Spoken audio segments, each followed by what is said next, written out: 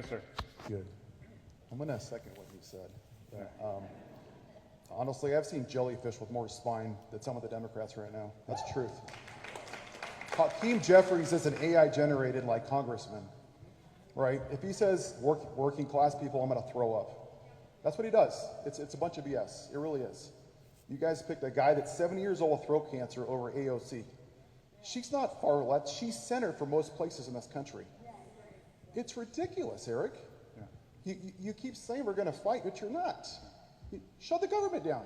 Let them shut it down. Well, they already shut it down. No, don't give them the votes. Yeah. Let them shut it down. In May of 1968, France went on a wildcat strike. 10 million people went against their union, and they shut the government down. It took them 3 weeks. This is all great. Marching's great. Calling's great. Whoop-de-doo. He doesn't care. We have a social contract in this country. The government has broken their contract when he quit listening to the courts. It's not fair that any of us that broke these laws would be in prison right now, but that orange tangerine that puts on 8 layers of makeup is telling people no and making fun of people. I mean, these officers were defending our capital, and 77 million said, I don't give a shit that they were beaten. What kind of country is that, Eric? That's disgusting. He sexually assaulted women. And she's right. We're 249 years into this experiment, and half of our country are women. Why the hell hasn't a woman been president if we're not misogynistic?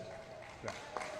Shut the government down, and then go on strike. We got to quit saying, oh, I'm going to fight for you. Like Chuck Schumer's like, oh, the price of pizza. I don't give a crap about the price of pizza. Yeah. I don't want fascism. Yeah. Look at Mussolini. Yeah. And you know what's going to move the people?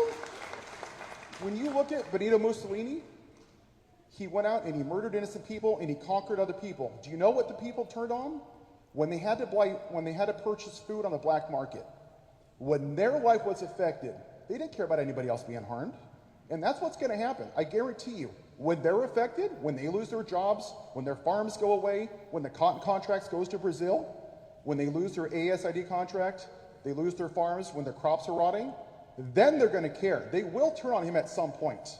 But by that point, there's going to be so much damage done, it's going to take a long time. And everyone in here, the darkness, like Michelle Obama said, the darkness will come over all of our doors at some point. We will all be affected by this. But we have to stop saying, oh, let's fight. We got to be like Jasmine Crockett, because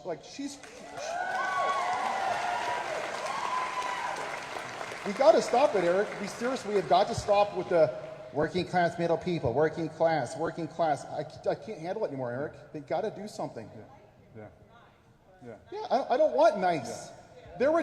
They're attracted to Trump, even if he's a clown, which he is, because at least he's fighting for them. At least they think he's fighting for them.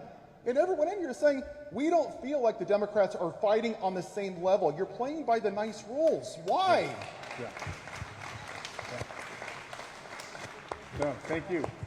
Thank you. I need to hear that. We all need to hear that. We don't have to be so damn nice. And we don't have to be so virtuous.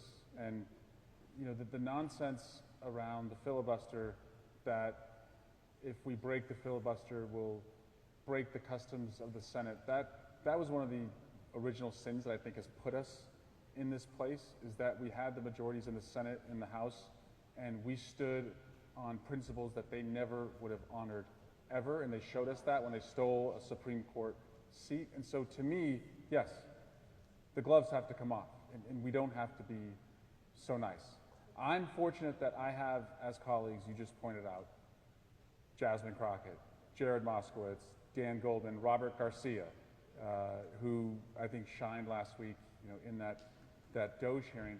But the fight is coming. The fight, as I said, 2-ish weeks. You're going to find out who is willing to stop the madness and who is just going to rubber stamp what they're doing right now. And I'm telling you, the most important thing I have right now is the vote that you've given me in a one-vote Congress.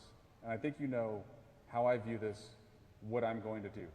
And that is our power right now. As your representative, that's your power right now. And you coming here tonight is not useless.